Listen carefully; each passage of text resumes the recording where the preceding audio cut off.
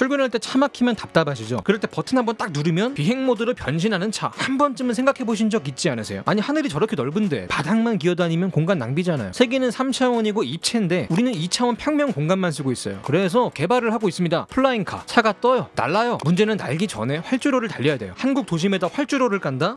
힘들어 보이죠? 우리가 원하는 방식으로 상용화는 힘들지 않을까 싶은데 플라잉카는 조금 먼 얘기지만 전기차나 자율주행은 이미 상용화가 됐죠. 특히 자율주행 덕분에 라이프 스타일이 많이 바뀔 텐데 먼저 차량 소유에 대한 개념이 조금 바뀐다고 해요. 지금은 마이카, 즉 자가용이 거의 필수에 가깝잖아요. 근데 앞으로는 공유 차량을 지금보다 많이 쓰게 될 거예요. 출근할 때 내 집이랑 가까이에 있는 차를 호출을 하면 무인 차량 한 대가 자율주행으로 내 집 앞까지 와요. 그렇다고 그냥 출근하면 돼요. 반납도 할 필요가 없어요. 사람이 타지 않아도 자동차가 지 혼자 잘 다니거든. 뭐 주차를 하든 충전을 하든 다음 고객을 찾아가든 하겠죠. 공유 차량을 이용하는 게 훨씬 편해지는 거예요. 운전을 할 수 없는 아이들, 장애인들도 쓸 수 있고요. 일종의 무인 콜택시라고 보면 되려나? 차를 가끔만 쓰는 사람들한테도 메리트가 있겠죠. 이렇게 되면 자동차를 사는 게 필수가 아니라 선택이 될 수 있다는 전망들이 나오고 있습니다.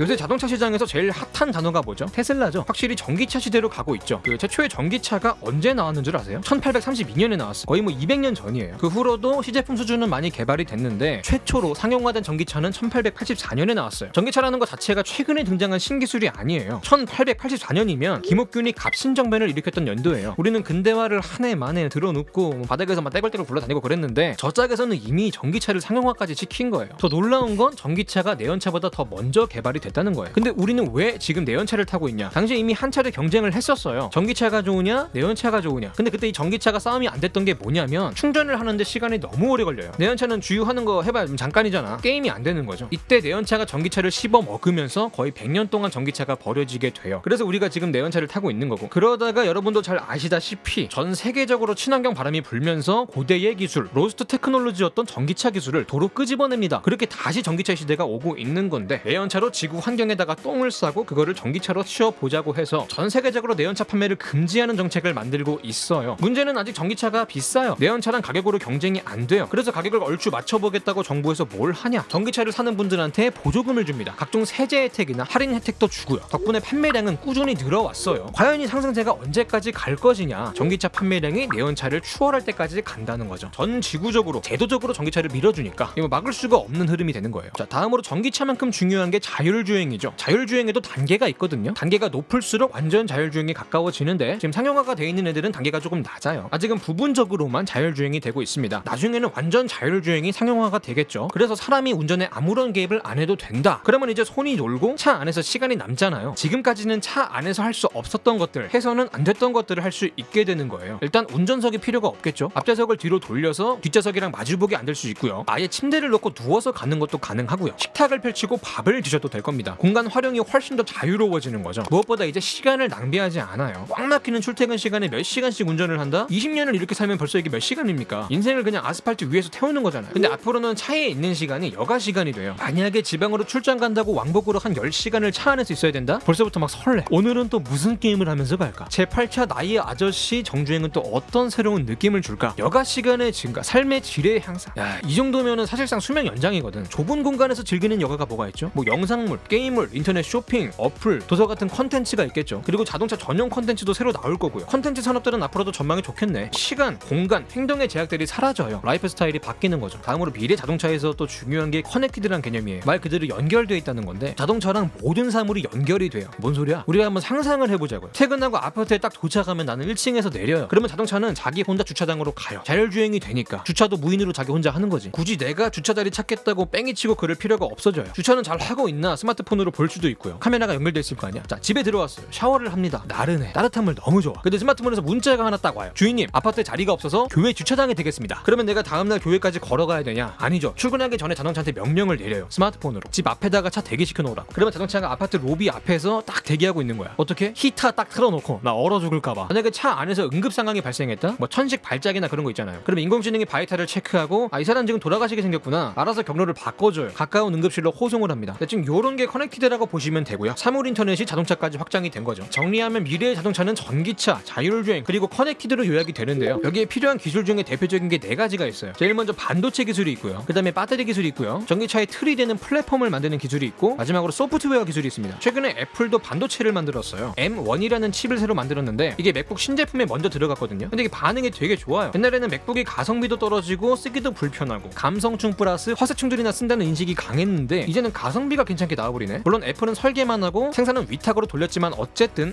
이제 애플도 반도체를 하는구나, 그냥 하는 것도 아니고 혁신적으로 하는구나, 후발주자고 나발이고 그냥 돈이 깡패구나, 이렇게 인식을 하게 됐어요. 미래의 자동차라는 밥상에서 소프트웨어나 먹을 줄 알았던 애플이 고기 반찬인 반도체까지 먹겠다고 쌍수저를 들었어요. 애플이 반도체에 탐을 내는 것도 이유가 있습니다. 지금까지의 자동차는 기계라는 인식이 강했거든요. 하지만 앞으로는 전자제품이라는 개념에 더 가까워질 거예요. 이 전자제품에는 반도체가 많이 들어가죠. 앞으로 자동차 한 대에 들어가는 반도체가 2000개가 될 거다. 자율주행 말고도 여러 기종들이 추가가 되면 이 정도는 필요하다. 이런 전망이 나오고 있습니다. 완전히 그냥 노다지잖아요. 당장이라도 반도체 만들어야 되는 거야. 그래서 전기차용 반도체로 가는 길목에서 이것저것 반도체를 만들어보는 게 아니냐, 이런 분석들이 나오고 있어요. 자, 반도체 얘기는 여기까지 하고 다음으로 소프트웨어 얘기를 좀 해보겠습니다. 기존의 자동차 시장은 완성차 업체가 주도를 했죠. 완성차 업체의 하청들이 줄줄이 딸려있는 구조였어요. 근데 앞으로는 이런 생태계의 변화가 좀 생길 수 있어요. 혹시 윈도우 안 깔린 컴퓨터 써본 적 있으세요? 윈도우가 없으면 컴퓨터가 안 돌아가겠죠. 운영체제가 없는 디바이스는 그냥 벽돌이에요. 뭐 이런 거는 부메랑으로 한번 던져볼 수는 있겠네. 윈도우, iOS, 안드로이드 이런 게 다 운영체제인데 앞으로는 자동차 전용 운영체제가 중요해지겠죠. 이제 자동차는 달리는 스마트폰이 될 거니까. 옛날에 폴더폰 시절에는 그냥 핸드폰만 잘 만들면 땡이었지만 스마트폰으로 넘어오면서 소프트웨어가 중요해졌잖아요. iOS냐 안드로이드냐에 따라서 지원해주는 기능도 다르고 쓸 수 있는 어플도 달랐으니까 폴더폰 업체들이 가지고 있던 주도권이 애플이나 구글 같은 IT 기업으로 넘어간 것처럼 자동차 시장의 주도권이 완성차 업체에서 IT 업체로 넘어갈 수 있다. 완성차 업체들은 망하거나 하청으로 전락할 수도 있다. 시장에 이런 두려움이 조금 생긴 것 같아요. 그래서 완성차 업체들도 자체적으로 소프트웨어를 개발하든가 삼성 갤럭시처럼 안드로이드를 갖다 쓰든가 해야 되는 상황이에요. 그래서 현대 같은 경우는 자체적으로 개발도 해보고 있는 것 같고요. 뭐 네이버랑 손도 잡아보고 애플이랑도 잡아보려고 했던 것 같습니다. 어쨌든 뭐 IT 기업들이 영향력이 커진다는 건 알겠고, 다음으로 중요한 게 또 이제 배터리거든요. 전기차는 전기로 가니까 당연히 배터리가 중요하겠죠. 한번 생각해보세요. 배터리를 충전을 했어요, 만땅으로. 근데 몇 시간 못 가서 퍼져. 이딴 걸 일상적으로 탈 수 있을까요? 충전이나 빨리 되지면 또 몰라. 완속 충전은 몇 시간이 걸려요. 급속 충전을 해도 30분이 넘고요. 배터리가 이게 또 수명까지 있어요. 우리 핸드폰이 몇 년 쓰다 보면은 완충을 해도 금방 퍼지잖아요. 전기차 배터리도 똑같아요. 한 번 충전하면 800km를 가던 차가 5년 뒤에는 400km밖에 못 가는 거야. 수명이 다 되면 교체를 해줘야 되는데 이게 또 더럽게 비싸기로 유명했어요. 정리하면 1회 충전 시 주행 거리, 충전 속도, 수명, 단가 이런 문제들을 개선하기 위해 노력하고 있는데 다행히 개선이 잘 되고 있습니다. 아직까지는 전기차가 좀 불편하다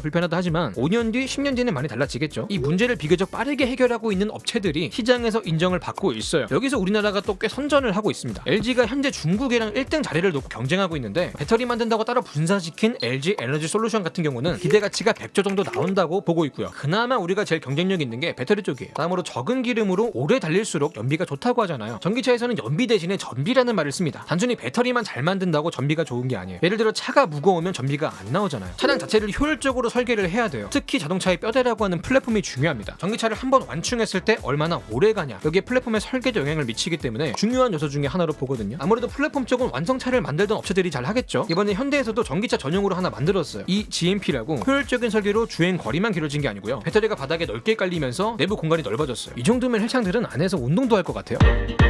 자, 지금까지 미래 자동차의 핵심 기술인 반도체, 소프트웨어, 배터리, 플랫폼에 대해 간단히 알아봤는데 보시다시피 지금 자동차만큼 빠르고 복잡하게 바뀌는 분야가 없어요. 세상이 바뀌고 있다고 해도 과언이 아닌데 기업들이 준비해야 되는 신기술이 너무 많아요. 옛날처럼 대기업 하나가 이거를 다 혼자서 개발하고 수직 계열화해서 혼자 다 헤쳐먹고 이러는 게 좀 힘들다고 보는 거예요. 솔직히 배터리든 반도체든 소프트웨어든 하나만 집중해도 성공한다는 보장이 없단 말이야. 그래서 지금 추세가 출혈 경쟁하다가 다 같이 망하지 말고 협력을 해서 개발 속도를 좀 높이고 비용도 좀 낮춰보자, 이런 식으로 가고 있습니다. 그래서 이제 똑똑하신 분들은 시장을 보실 때 누가 더 잘할 것이냐를 보지 않고요, 누가 누구랑 손을 잡아야 시너지가 날 것이냐, 이런 고민들을 하고 계시다고 해요. 캐릭터 성능만 보는 게 아니고 파티 조합을 보는 거지. 그래 뭐 협력을 하면서 성장하는 건 알겠어. 그러면 그 협력의 중심에는 누가 있냐? 바로 미국이 있습니다. 자동차 시장은 앞으로 미국이 주도할 가능성이 크다고 해요. 일단 자율주행 쪽을 1등부터 5등까지 보면 4개가 미국 업체예요. 애초에 전기차를 이끈 테슬라부터가 미국에서 나왔고, 나오면 무조건 잘 팔릴 거라고 누구나 믿어 의심치 않는 감성의 애플카 역시 미국에서 나오게 될 차고요. 운영체제도 보면 윈도우, 맥 OS, iOS, 안드로이드 이거 싹 다 미국산이에요. 필요한 기술들 대부분을 미국이 선도하고 있어요. 포드랑 GM, 미국의 내연차 기업들도 망하네 어쩌네 걱정들을 많이 했는데 결국은 전기차 쪽으로 나름 변신을 열심히 하고 있어요. 보통 기술을 발전시키는 과정에서 중요한 게 뭐냐면 자원이 풍부하면 좋고요. 시장도 충분히 커야 되고요. 관련 법제를 빨리빨리 개정을 해줘야 되거든요. 규제가 기술을 못 따라가면 일이 진행이 안 되잖아요. 일단 자원이면 뭐 미국이야 가쁘죠. 오케이 이건 해결. 다음에 시장 규모도 미국은 내수만 해도 크잖아요. 인구도 많고 구매력도 괜찮아요. 규제 같은 경우는 이번에 바이든 정부가 들어왔는데 이분이 친환경